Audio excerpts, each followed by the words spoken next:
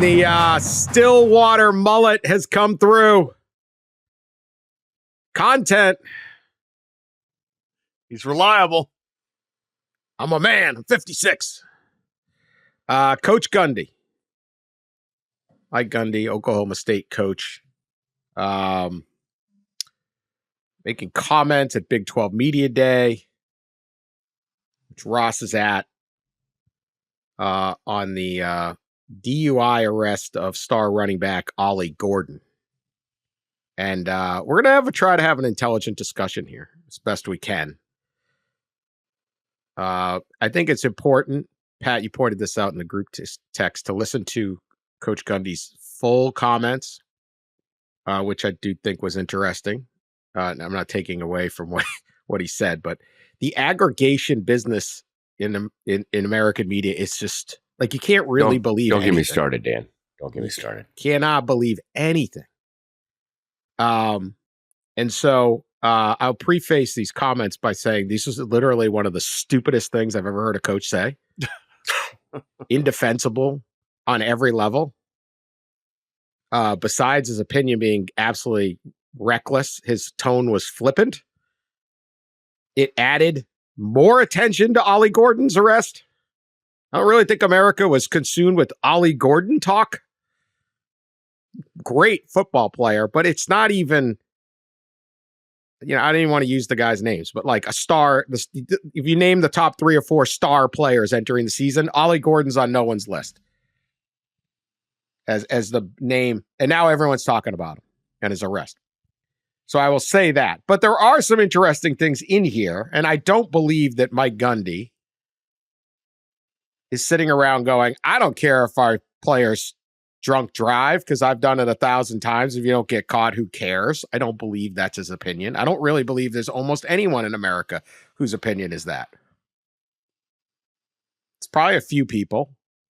As we say, there's only one indisputable truth that we all agree on in this country.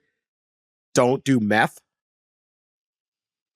Other than that, I think there's usually some segment that goes with it, but whatever.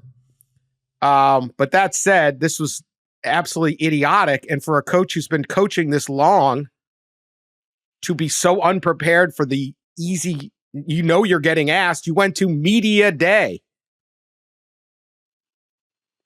Not like some guy walked up to you on the street in Stillwater and threw a camera in your face. Kind of should have been prepared. Fail to prepare to fail. Here's his quote. Ollie Gordon gets arrested. They ask him about it. College football has changed, and we all know we can say these guys aren't employees, but they're really employees. These guys get paid a lot of money, which is fine. But there needs to be a side to what they do that they have to be able to, for a lack of a better term, face the music and own up to things. When I looked at it, I thought, okay, I'm going to be real honest with myself first and then make the best decision for what I think is good for Ollie, our university, and our team. Then I started thinking about being a parent. I have a 28, I have a 23, and I have a 19-year-old. And first I thought, okay, so I looked it up on my phone. What would be the legal limit? In Oklahoma, it's 0.08, and Ollie was 0.1. So I looked it up, and it was based on body weight, not to get into the legal side of things. Oh, you're into the legal side of things. Yeah, you kind of got into that. Yeah. This is when he started doing beer math in his head here. Yeah. But I thought, really, 2 or 3 beers or 4. I'm not justifying what Ollie did. I'm telling you what decision I made. I thought I've probably done that 1,000 times in my life, which is fine. So I got lucky. People get lucky. Ollie made a decision that he wished he could have done better. But when I talked to Ollie, I told him, you're lucky. You got out light because you make a lot of money to play football. Back in the day, being able to cover the cost of what he's going to go through would be difficult for a college player. It's not for him. I'm not speaking for him, but I'm just saying it's not an issue for him. Nobody got hurt. I said, we see people doing this and people losing their lives across the country, not just football players, but everybody. So you got out lucky. There'll be no suspension. They open with some easy games. He notes if he really wanted to punish Ollie Gordon, make him run 50 times in the opener, not suspend him so he could rest his legs. Obviously, this entire comments went over like a lead balloon. And later he went on the Twitter and said, "My intended point today at Big 12 Media Days was that we are all guilty of making bad decisions. It was not a reference to something specific." It came across as exactly a reference to something specific. He basically said, like, I've driven drunk 1,000 times. Yeah.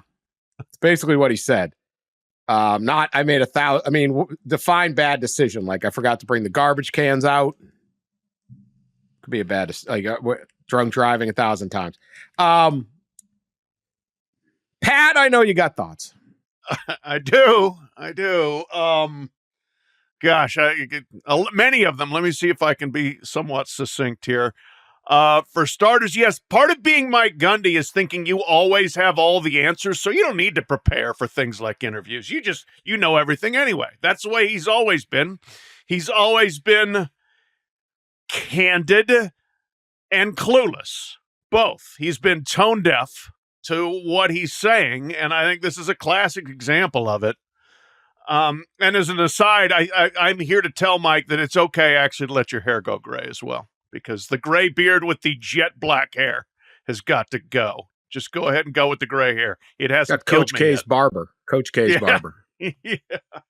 But no, so he thinks, again, I just think Mike Gundy walks around thinking I know everything, and so I can talk my way into and out of everything and explain it to all the people that don't know near as much as I do.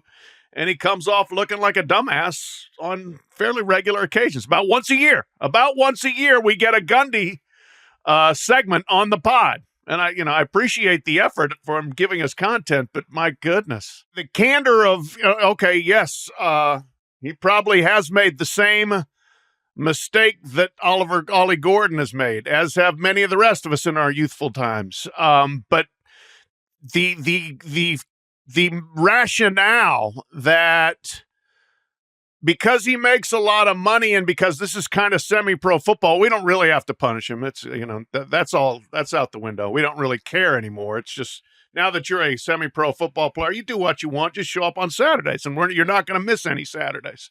So there's that part of it. There is, just this kind of cavalier notion that, Ollie got popped, and now he's going to have to be accountable by going to media day and talking about it and going through the legal system. But like, there's nothing else. There's no other higher standard with Oklahoma State football involved here at all.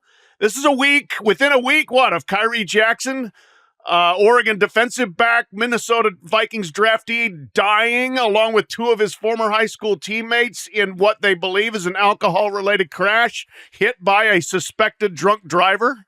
The tone deafness, the cavalier attitude toward this, the I'm Mike Gundy, I'll take care of everything, I know what's right sort of tone here. Just it continues to be him, and he continues to get away with it. But man, this was pretty weird.